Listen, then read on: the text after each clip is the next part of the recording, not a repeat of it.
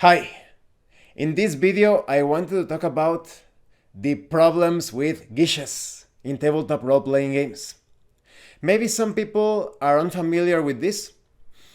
The term gish refers to a character that is skilled in the use of melee weapons and spell casting or any sort of supernatural casting. Maybe it's something related to psionics. The origin of the word gish has to do with Dungeons and Dragons. There is a specific type of Githyanki warrior. The Githyanki, you know, that extraplanar species. And it's the complete title. I forget the complete name, but it's basically gish is the short form of that name, that title. So a gish is basically a Githyanki warrior that is skilled in the methods of melee, but also when it comes to using magic or psionics, I would say. The Githyanki and the Gitzerai, they have like their history related to psionics and such. The Githyanki or the... Okay. Sometimes I confuse the Githyanki with the Gith because they are basically two races of the same species. But okay, moving on. The Gish is a character that is very difficult to handle as a player. That is, if you are role-playing as a Gish type of character, which is usually like an Eldritch Knight or a dual-classed fighter wizard or multi-classed fighter wizard. In concept, in the idea itself sounds very cool.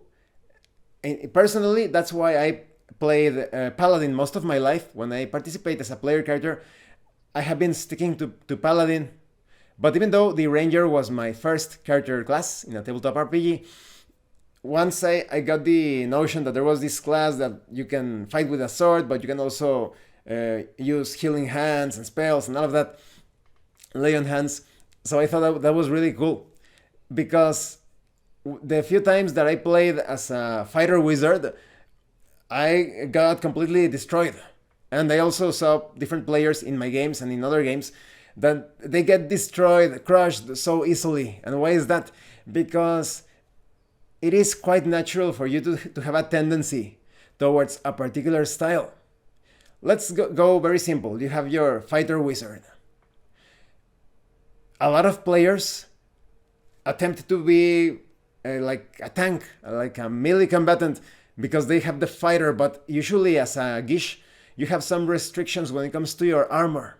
Unless you are playing a very over top or overpowered version. There are many tabletop RPGs that actually allow the use of armor while casting spells, but usually because of the character build, because you don't want to put all of your points in strength because your spell casting is going to suffer for it, or you don't want to put too many things on the spell casting side because your melee potential is going to suffer for it, you end up with a half-baked class in most of the cases, a jack of all trades but really master of none, or at least jack of both trades.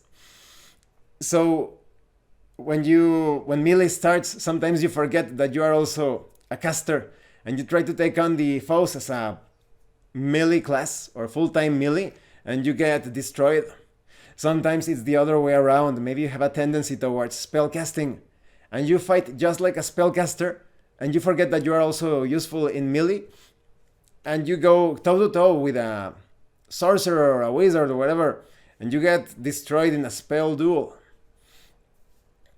So when you play as a gish, you need to come to terms that you will never be as powerful as a full-time or a complete spellcasting class, and you will never be as effective as a melee combatant, someone that has only been practicing or fighting as a melee combatant.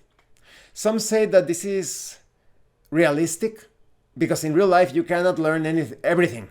You can attempt to do so, and depending on your time, resources, your IQ, you can learn many things. That's a complex tangent, you could say. If you take a look at many of those people, there are people that have learned so many things and yet they die quite young or they get tricked or something. So it seems that still some areas of your life suffer if you surpass your limits too fast, perhaps, too hastily. But there are people that still learn so many things And I think they could be an example of the hero class in certain games. You have like a hero archetype or class that you are pretty much good at everything. Or you can be like Conan the Barbarian. Some people that are not really into the lore of Conan, sometimes they do not notice that Conan is a one-man party. He is a thief, he is a warrior. He may not be a sorcerer, but he knows a lot about the occult. Sometimes during his fights, Conan is mysteriously knowledgeable about the weak points of demons and the limitations of spellcasting or many things. So he kind of surprises you. Conan could also be considered, in a certain way, in his own barbaric way, a diplomat of sorts. And, well, if you consider when you get on board of a ship and the crew attacks you and you crush the skull of an enemy and you turn around and tell the others, let's all get along, that's barbarian diplomacy, basically informing them that you're going to be nice to them if they don't attack you, because if they attack you, they're going to get killed. Barbarian diplomacy. So Conan is many things. He's also a captain. He's amazing. But yes, in the case of a fictional depiction of that sort of genius character, that is not always achievable because of the balance in the game mechanics. The Gish usually has limitations when it comes to armor, to the combat bonuses when it comes to melee, the spellcasting bonuses or spells that you can cast, the number of spells, the range of your repertoire. So when you play a Gish, I would highly recommend that you always use what you are not good at as the advantage against someone that is good at your other half. So you're a fighter wizard and you encounter a fighter, do not approach that fighter. Use all of your spells from a distance, all of your spells that are available, something to slow down that fighter, some sort or warrior or whatever. Web. Cast haste on yourself immediately. Before the battle even starts, put some protections, shield, mage armor. But once the battle starts, use all of your spells against that melee combatant, because you're not going to be able to match that combatant in melee in most of the cases. And once that combatant is all wounded and injured and debuffed and everything, only if that character approaches you and gets to you within melee distance, or only if you are out of spells, and I would still advise at using ranged weapons, then you fight up close and personal, and in most cases you will win. In the other case, maybe you are fighting a spellcaster, do not engage that spellcaster as a Gish from afar. Get immediately into that spellcaster's face and start hacking and slashing and cutting and thrusting. You should never use spells in most situations against a spellcaster because you're going to lose. But like I said, before the battle starts, definitely cast your mage armor, shield. Shield especially because it helps you against magic missiles, and in other tabletop role-playing games that are not Dungeons and Dragons based, you have your other versions of things that protect you against different status effects, negative spells, all of that, or adversarial spells. So once you are fighting in melee, the only reason why you would want to cast a spell against a full-time or complete spellcasting class or enemy or whatever is when, for whatever reason, that spellcaster is fleeing, running away from you, and maybe you want to kill that spellcaster using magic missile or fireball. That's because he or she, they got away, or it got away. Maybe it's like a monster or something.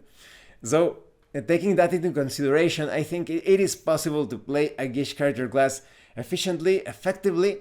Let me know your own stories. Maybe there are players watching this video that are like the expert Gishes, or maybe there are game masters or dungeon masters that have seen some amazing Gish players, someone that is able to cast spells and melee quite well. Let me know about that in the comment section below.